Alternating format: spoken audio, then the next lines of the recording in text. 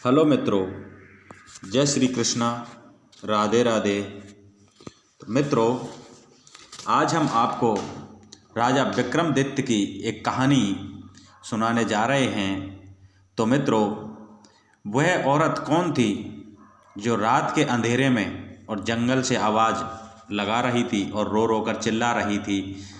तो मित्रों, हमारा चैनल सब्सक्राइब नहीं किया है तो हमारे चैनल को सब्सक्राइब कर लीजिए और आपको बताते हैं उस औरत के बारे में, वो स्त्री कौन थी।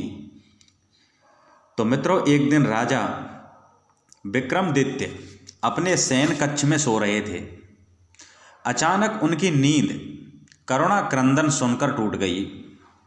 उन्होंने ध्यान लगाकर सुना तो रोने की आवाज़ नदी की तरफ से आ रही थी और कोई स्त्री रोए जा रही थी। विक्रम की समझ में नहीं आ रहा है कि कौन सा दुख उनके राज्य में किसी स्त्री को इतनी रात को सता रहा है जो वो बिलक बिलक कर रोने पर बेवश हो रही है। उन्होंने तुरंत राज परिधान पहनकर और कमर में तलवार लटकाकर आवाज़ की दिशा में चल पड़े। तो मित्रों, शिप्रा नदी के तट पर आकर उन्होंने पता लगाया कि वह आवाज़ नदी के दूसरे किनारे पर वसे जंगल से आ रही है। उन्होंने तुरंत नदी में छलांग लगा दी तथा तैरकर दूसरे किनारे पर पहुंच गए। फिर चलते चलते उस जगह पर पहुंच गए जहां रोने की आवाज़ आ रही थी। तो मित्रों, उन्होंने देखा कि झाड़ियों में बैठी एक स्त्री रो रही थी। जब राजा विक्रमादित्य ने उस स्त्री से रोने का कारण पूछा तो स्त्री ने कहा कि वह कई लोगों को अपनी व्यथा सुना चुकी है, मगर कोई फायदा नहीं हुआ। राजा ने उसे विश्वास दिलाया कि वे उसकी जरूर मदद करने का हर संभव प्रयत्न करेंगे। तब स्त्री ने बताया कि वह एक चोर की पत्नी है और पकड़े जाने पर नगर के कोतवाल ने उसे वृक्ष पर लटका रखा है। राजा ने पूछा, क्या वह इस फैसले से खुश नहीं है?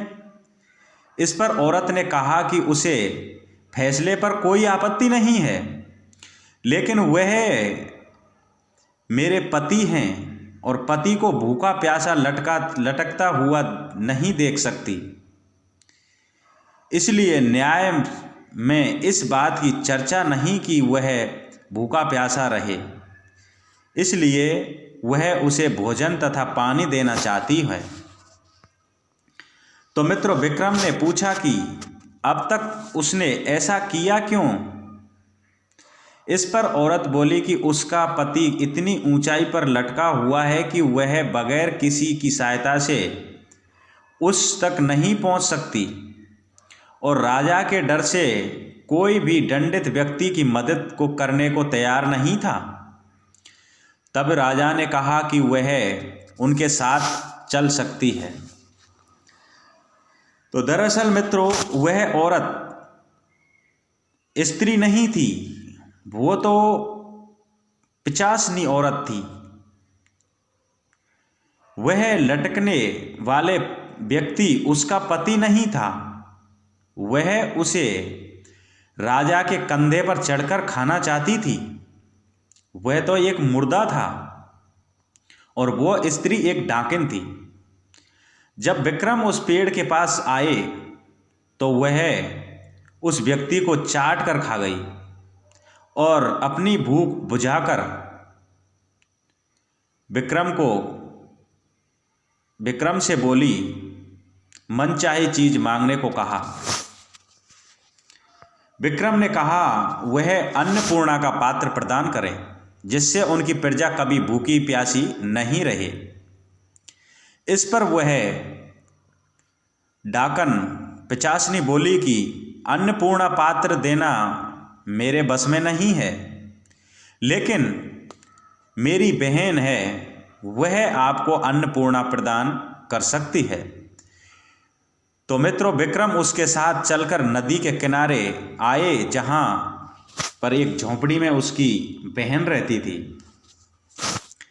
पिशाचनी के आवाज देने पर उसकी बहन बाहर निकली और बहन को उसने राजा का परिचय दिया और कहा कि विक्रमादित्य अन्नपूर्णा पात्र के सच्चे अधिकारी हैं, अतः वह उन्हें अन्नपूर्णा प्रदान करे। उसकी बहन ने शहर से अन्नपूर्णा पात्र उन्हें दे दिया। अन्नपूर्णा पात्र लेकर विक्रम अपने महल की ओर रवाना हुए। तभी तक सुबह हो चुकी थी। रास्ते में एक ब्राह्मण मिला। ब्राह्मण ने राजा से भिक्षा मांगने में भोजन मांगा। विक्रम ने अन्नपूर्णा पात्र से कहा कि ब्राह्मण को पेट भरकर भोजन कराएं।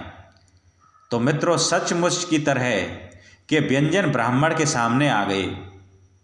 जब ब्राह्मण ने पेट भरकर खाना खा लिया तो राजा ने उसे दक्षिणा देना चाहा।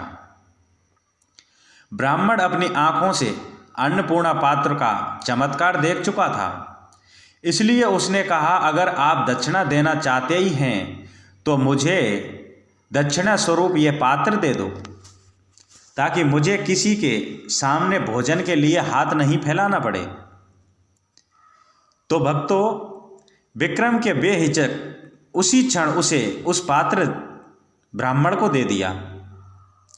ब्राह्मण राजा को आशीर्वाद देकर आगे चला गया और विक्रमादित्य अपने महल को वापस आ गए। तो मित्रों, इस प्रकार से विक्रमादित्य को रात को वह डाकन आवाज़ दे रही थी। तो मित्रों, यहीं पर हमारा वीडियो समाप्त होता है। हमारा चैनल सब्सक्राइब नहीं किया है तो हमारे चैनल को सब्सक्राइब कर लें। जय श्री कृष्णा, जय श्री राम।